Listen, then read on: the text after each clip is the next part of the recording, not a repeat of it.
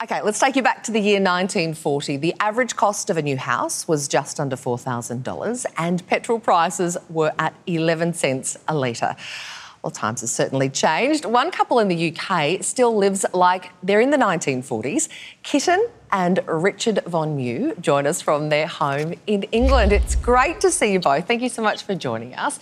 Kitten, love your name. Might start with you. Where did your fascination with the 40s come from? When I was doing GCSEs at school, I was fascinated with more the civilian side of things and the entertainers during the war. And it wasn't until I was in my 20s I really started to research the vintage pin-ups, the front lines, entertaining the troops during World War II. And I thought it was such a brave thing to do. They weren't allowed to write diaries or memoirs or anything like that. But obviously they would put on their smiling faces, whether they were magicians, opera singers, pin-ups, famous actors and actresses, and ballet dancers even, you know, to entertain the American and British troops. It was just incredibly brave and morale boosting. So it's not just about the fashion, you became enamoured about the whole vibe of the decade. Your beautiful husband, Richard, is sitting next to you. Richard, I hear that the wedding was quite the party. Tell us about that.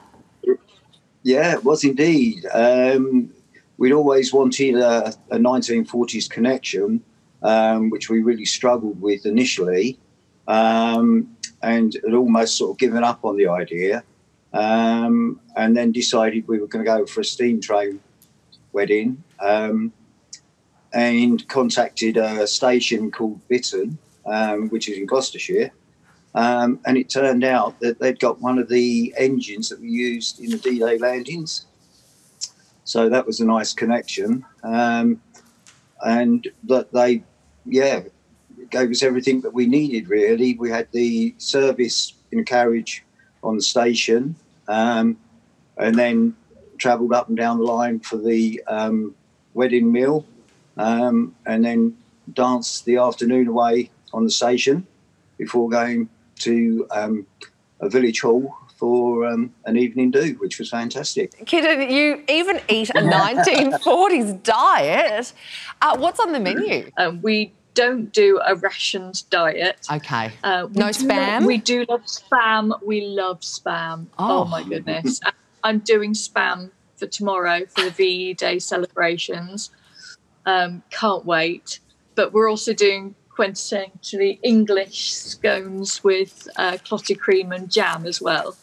And we are also having fish and chips, which were never rations during World War II. That was one of the things that Churchill made sure that the government didn't ration for us Brits. So, yes, fish and chips is definitely on the menu. I love it. And where do you get your clothes from? Do you make them yourselves? And do you ever wear modern clothes? Like, aren't you just keen to chuck on some activewear from time to time? No. I just couldn't do it. I think people think I was very ill if I wore modern day clothes, but I do wear like I'm wearing at the moment. This is a reproduction by Heyday, and you know, they make things to 1940s patterns, but for the modern lady, because obviously we don't wear the girdles and corsets and other scaffolding that we used to wear. 1940s. So there are some companies out there. I do still wear vintage, but with a 4-year-old, and I'm dreadful as well. I sometimes sit down too heavily, and then a seam goes or the zip goes. With vintage clothing, you've got to be so careful. So I wear a lot of repro 1940s, and I garden in it, and I model in it, and I sing in it. You know, it's so versatile. Speaking of your daughter, little Betsy Rose, she is adorable. You also dress her in 1940s style as well. Do you think this is something she'll continue to embrace as she grows up? What do her little friends say about this? I don't think she understands at the moment. She loves going to the events. She's been going to the events since she was, 2 weeks old? Yeah. Something like that, her first event. So she's always dressed, vintage to events. And we go to steampunk events as well, which she loves. She's ridden on top of army tanks. She's obviously seen me sing at vintage events. She's had photos taken with reenacting soldiers, watched reenactors with, detonators blowing up. And gosh, she's having the most incredible life at the moment. But she's so sociable. She wants to talk to everybody. She'll quite happily go and sit with a crowd that she's never met before and introduce herself. Yeah, and have full conversation. Adults, children alike. She's got no qualms at all. No.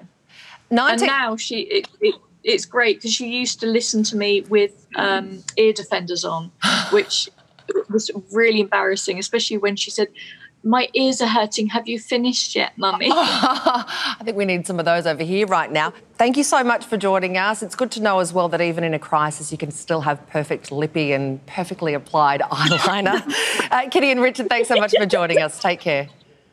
Thank you. Thank you. Bye. Bye.